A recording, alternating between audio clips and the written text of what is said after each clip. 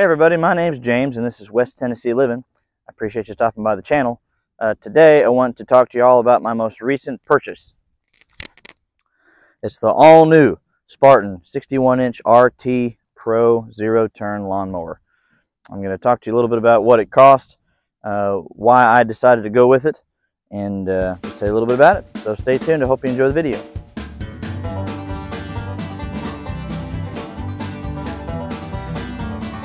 I'm going to go through some of the features on this thing. It has a key code instead of an ignition that you turn. And if you're looking up this video to find out how to change that code, it's going to be more towards the end of the video. You may have to do some fast forwarding. We're going to get into all that here at the end of the video. For starters, I just want to kind of share with you why I bought a zero-turn mower to begin with.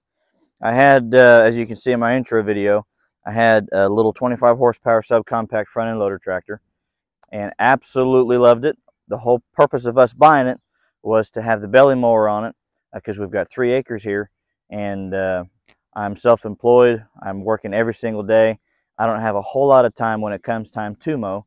So when I get to mowing, I gotta get to it, kick some butt, take some names, and get it done. So I figured I'd buy a tractor. You know, it would be heavy duty enough, and it was. I loved it.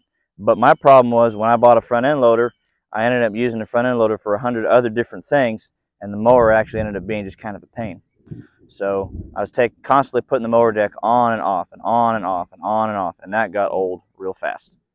So I decided to kind of do away with that, keep the tractor, use it for tractor stuff, and get a separate mower.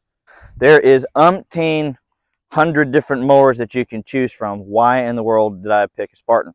And I would love to sit here and say that I've done loads and loads of research, and I read every forum, and I read all about the warranty and what it does and what it doesn't do. That's not really how it worked for me.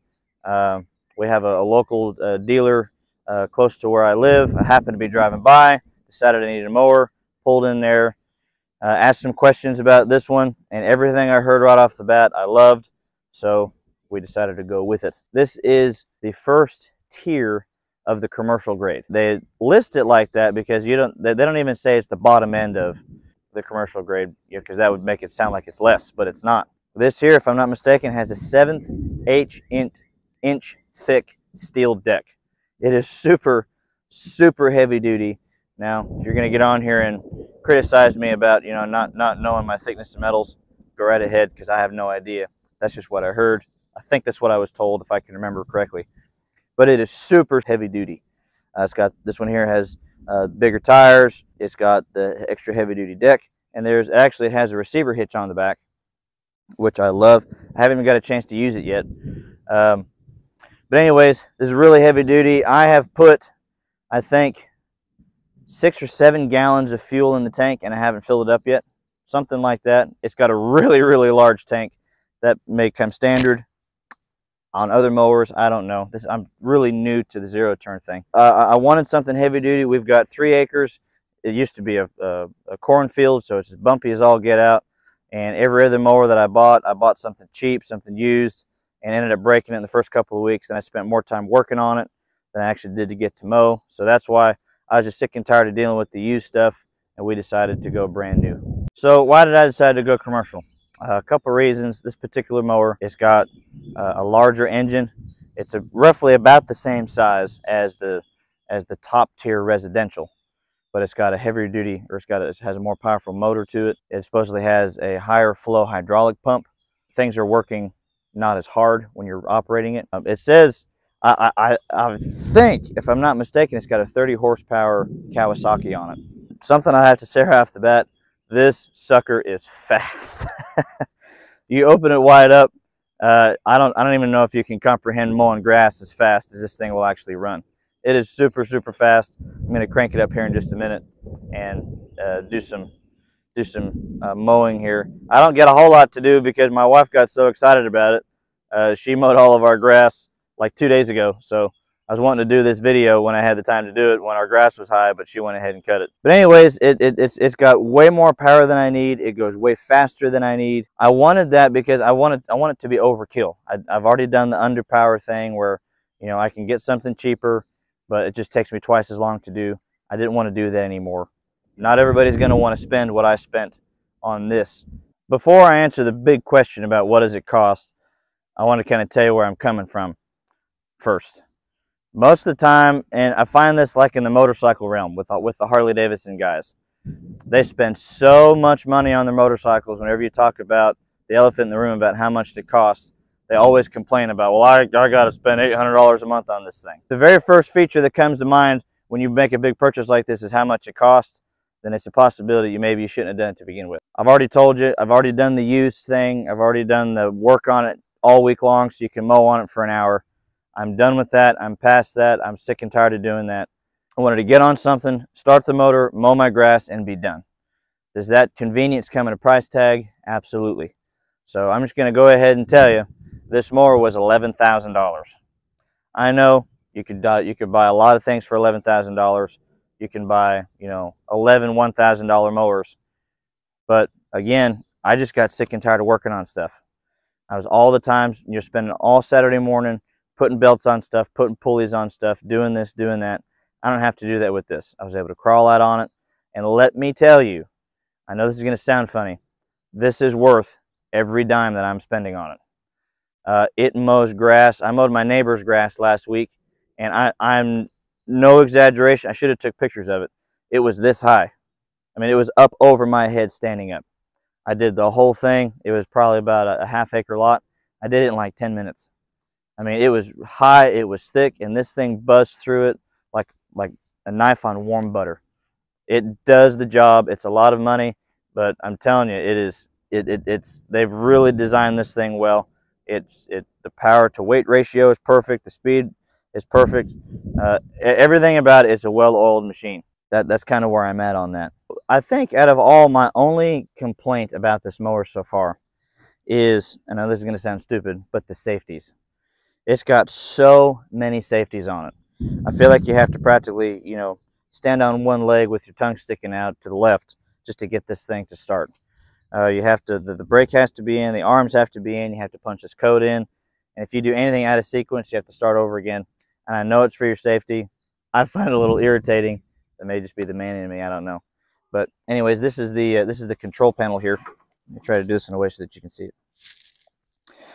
You can see I've got 8.6 hours on it, and it's all the key code. So this is my temporary code. I just kept it simple, and you can start. To shut it off, you hold the button down. So to change the code, this is what you do. First, you have to type in your original code, which is that. The default code on all the mowers supposedly is 1, 2, 3, 4. Mine wasn't like that. The dealer changed it.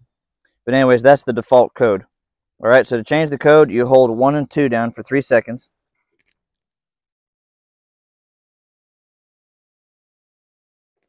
Then it's going to say change code.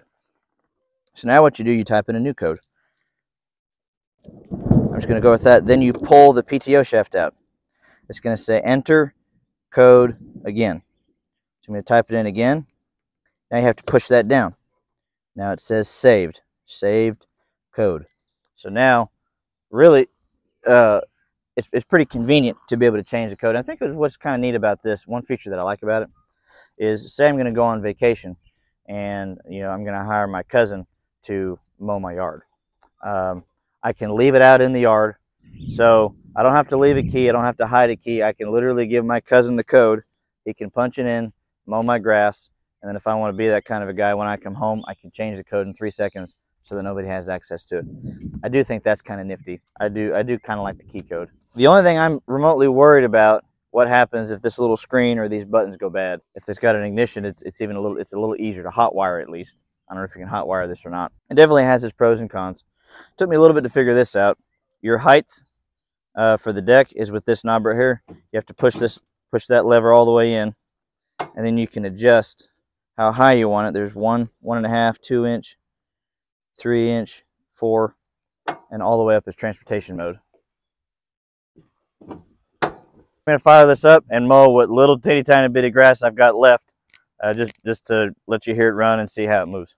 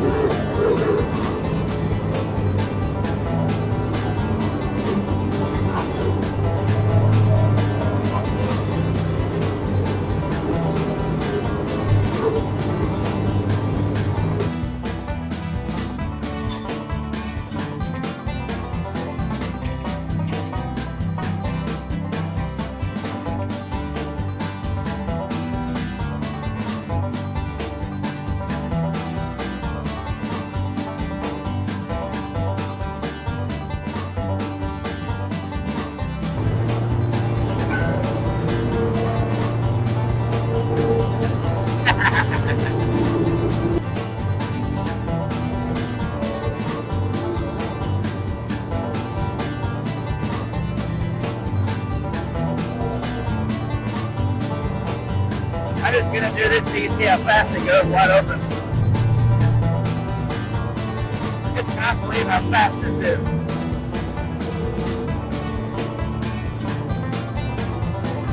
You can literally do it. You can actually drift with it.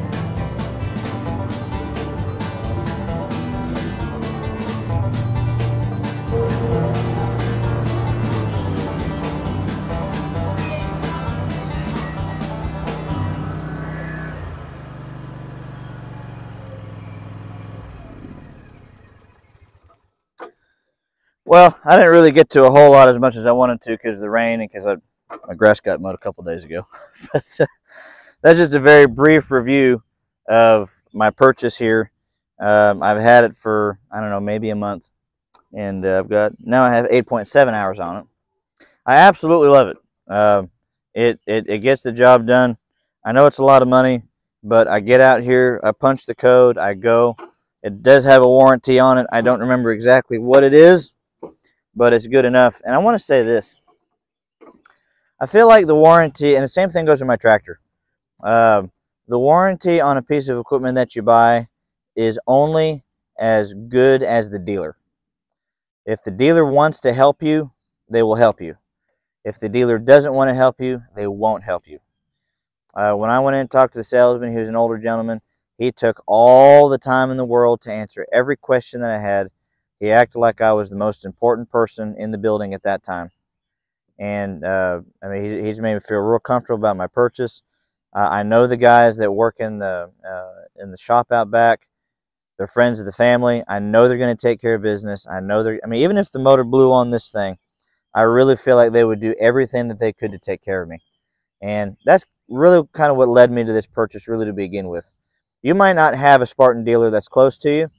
You might have a Spartan dealer, but everybody there is just arrogant and too busy for you. I don't know what your circumstance is. I like buying local. This was local. The dealer was local. And I just felt really comfortable about it. But I'm really, really happy with it. I don't know if you would be or not. I'm sure I didn't cover everything that needs to be covered in this. But I haven't had it very long. I'm kind of new to the zero-turn world. And I just wanted to show it to you to see what you think. Again, my name is James. This is West Tennessee Living. I appreciate you stopping by the channel. Hey, if you don't mind, consider subscribing. If you want to see more videos like this, let me know. Leave me a comment. Let me know what you think about it. And leave me a like if you don't mind. I appreciate your time. Thanks for stopping, and we will see you in the next video.